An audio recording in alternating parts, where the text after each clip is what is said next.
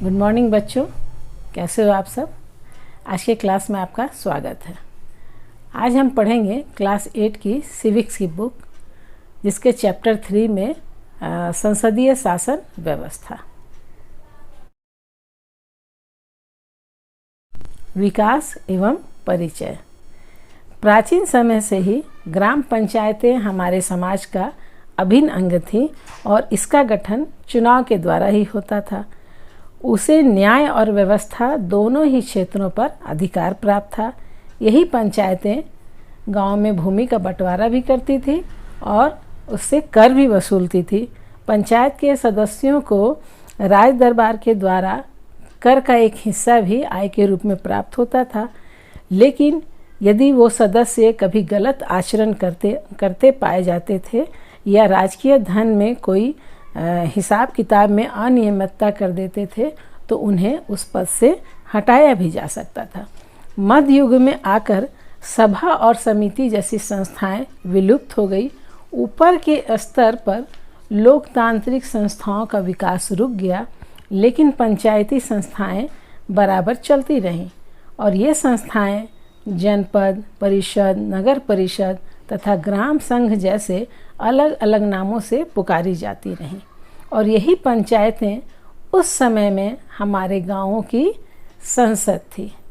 यही संसदीय व्यवस्था 1833 के चार्टर अधिनियम में पहली बार विधान परिषद के रूप में दिखाई पड़ी और 1860 और 1870 के दशकों में भारतीय राजनीतिक रूप से जागरूक होते जा रहे थे और वे अब इसका महत्व समझने लगे थे। उस समय भारतीयों में राजनीतिक चेतना का भी विकास हो चुका था और अब आवश्यकता महसूस की जा रही थी कि एक ऐसी संस्था का निर्माण हो जो अपने हक के लिए संघर्ष करे। और अंततः 1885 में भारतीय राष्ट्रीय कांग्रेस की स्थापना A.O. ह्यूम के द्वारा की गई थी। 1919 के भारत सुधार अधिनियम द्वारा भारतीय विधान परिषद के स्थान पर द्विसदनीय विधानमंडल बनाया गया, जिसमें राज्य परिषद और विधानसभा शामिल था। प्रत्येक सदन में अधिकांश सदस्यों का चुनाव होता था। भारतीय स्वतंत्रता अधिनियम 1947 में भारत की संविधान सभा को पूर्ण प्रभुसत्ता संपन्न निकाय घोषित किया गया और 26 जनवरी 1950 को स्वतंत्र भारत के गणराज्य का संविधान लागू हुआ। इसके कारण आधुनिक संस्थागत ढांचा सहित पूर्ण संसदीय प्रणाली स्थापित हो गई। संविधान सभा भारत की अस्थायी संसद बन गई। बच्चों, इस दृश्य में आप भारत का संसद भवन देख पा रहे हैं जो नई दिल्ली में स्थित है और यही संसद भवन हमारी संसदीय व्यवस्था का केंद्र बिंदु है। इस संसद के 3 अंग हैं, राष्ट्रपति, राज्यसभा और लोकसभा, जिनके बारे में हम इस अध्याय में पढ़ेंगे। भारत में संसदीय शासन व्यवस्था क्यों अपनाई गई?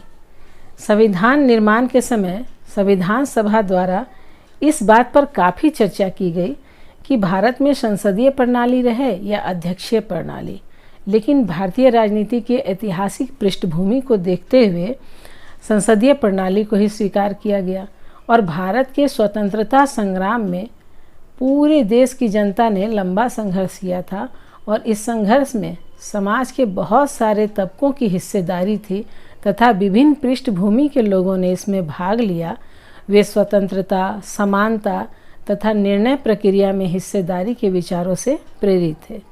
स्वतंत्रता आंदोलन में लोगों ने ब्रिटिश सरकार की आलोचना करने तथा अपने मांगों को पेश करने की शक्ति पाई।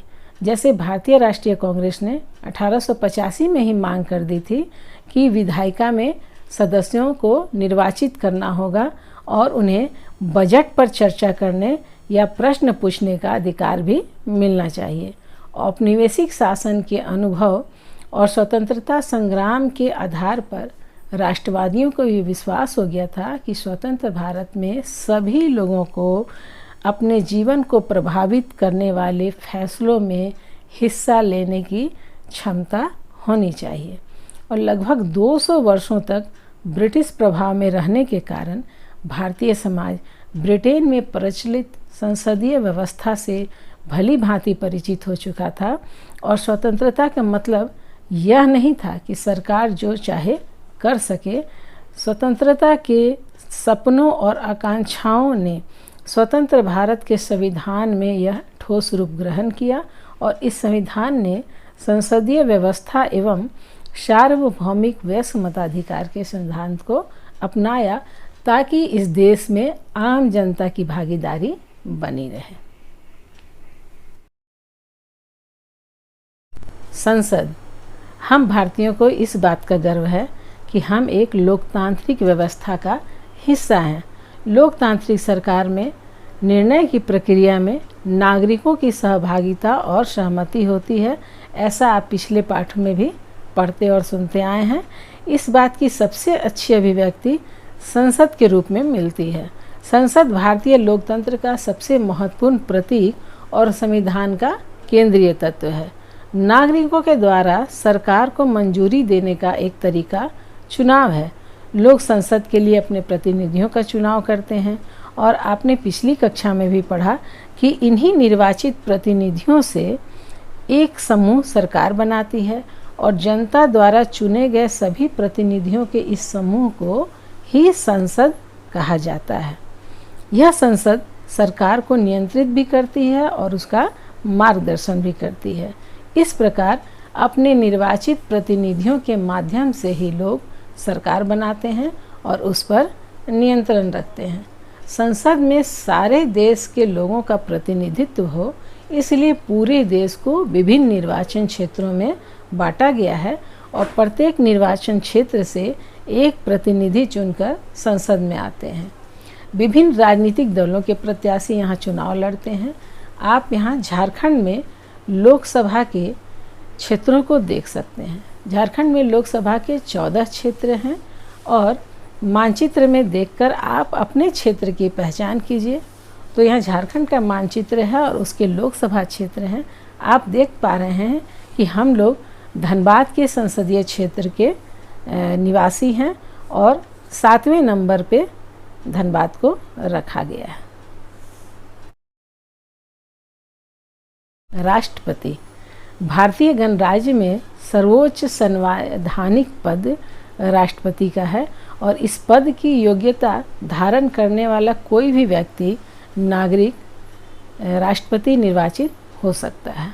वह देश का प्रथम नागरिक होता है और देश का कोई भी कानून राष्ट्रपति के हस्ताक्षर के बाद ही लागू होता है। राष्ट्रपति के द्वारा प्रधानमंत्री, मंत्री, राज्यों के राज्यपाल और न्यायाधीश इत्यादि की नियुक्ति की जाती है। आपात स्थिति में पूरे देश की बागडोर को संभालने की स्थिति राष्ट्रपति के हाथों में होती है और ये वैश्विक स्तर पर भी देश का प्रतिनिधित्व करते हैं तथा ये तीनों सेना के अध्यक्ष भी होते हैं। समस्त कार्यपालिका संबंधी कार्य राष्ट्रपति के नाम से ही संपादित होते हैं। संसद की अगली कड़ी है राज्यसभा। राज्यसभा मुख्य रूप से देश के राज्यों की प्रतिनिधि के रूप में काम करती है और इसके सदस्यों का चुनाव राज्यों के विधान सभाओं के सदस्यों के द्वारा होता है। देश के उपराष्ट्रपति राज्यसभा के पदेन सभापति होते हैं।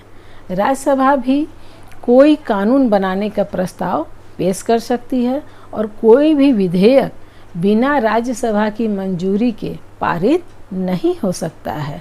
इस तरह कानून के निर्माण में भी राज्यसभा की बहुत ही महत्वपूर्ण भूमिका है।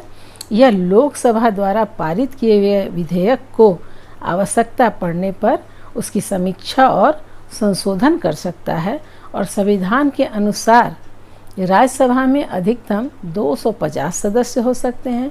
राज्यसभा में 238 सदस्य निर्वाचित होते हैं तथा उसके 12 सदस्यों को राष्ट्रपति मनोनीत करते हैं। लोकसभा एवं राज्यसभा दोनों सदनों से पारित होने के बाद ही कानून अपना रूप प्राप्त कर सकता है। यहाँ आप राज्यसभा की कार्यवाही का दृश्य देख सकते हैं और यहाँ अध्यक्ष के पद पर हमारे उपराष्ट्रपति सुशोभित हैं।